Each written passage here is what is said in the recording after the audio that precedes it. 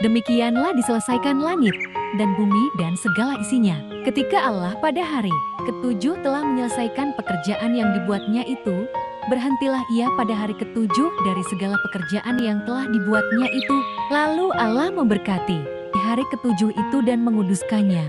Karena pada hari itulah ia berhenti dari segala pekerjaan penciptaan yang telah dibuatnya itu.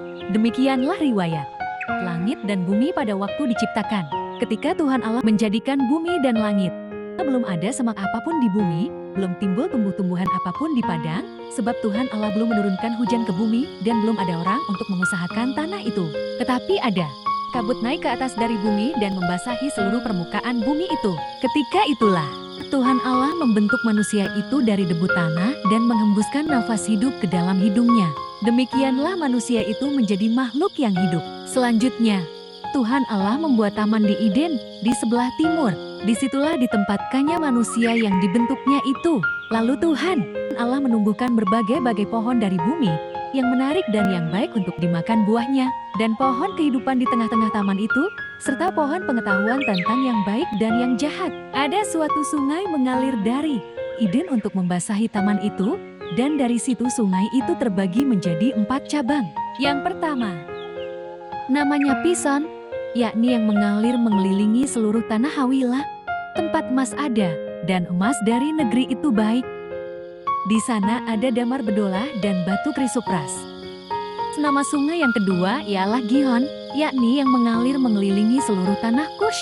Nama sungai yang ketiga ialah Tigris, yakni yang mengalir di sebelah timur Asyur.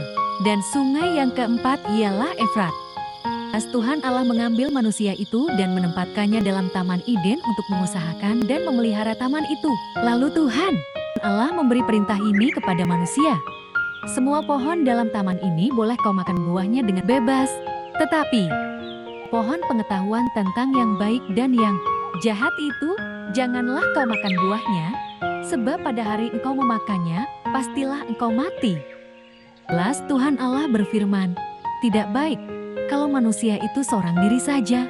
Aku akan menjadikan penolong baginya, yang sepadan dengan dia. Lalu Tuhan Allah membentuk dari tanah segala binatang hutan dan segala burung di udara. Dibawanyalah semuanya kepada manusia itu untuk melihat bagaimana ia menamainya. Dan seperti nama yang diberikan manusia itu kepada tiap-tiap makhluk yang hidup, demikianlah nanti nama makhluk itu. Manusia itu memberi nama kepada segala ternak, kepada burung-burung di udara dan kepada segala binatang hutan. Tetapi baginya sendiri ia tidak menjumpai penolong yang sepadan dengan dia. Lalu Tuhan Allah membuat manusia itu tidur nyenyak. Ketika ia tidur, Tuhan Allah mengambil salah satu rusuk daripadanya, lalu menutup tempat itu dengan daging. Dan dari rusuk yang diambil Tuhan Allah dari manusia itu, dibangunnyalah seorang perempuan, lalu dibawanya kepada manusia itu. 23.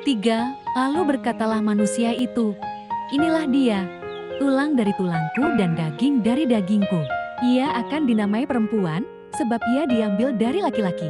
Sebab itu seorang laki-laki akan meninggalkan ayahnya dan ibunya dan bersatu dengan istrinya, sehingga keduanya menjadi satu daging. Mereka keduanya telanjang, manusia dan istrinya itu, tetapi mereka tidak merasa malu. Jika Anda terberkati, jangan lupa follow, sukai, dan bagikan kepada semua orang kabar gembira ini. Tuhan Yesus memberkati.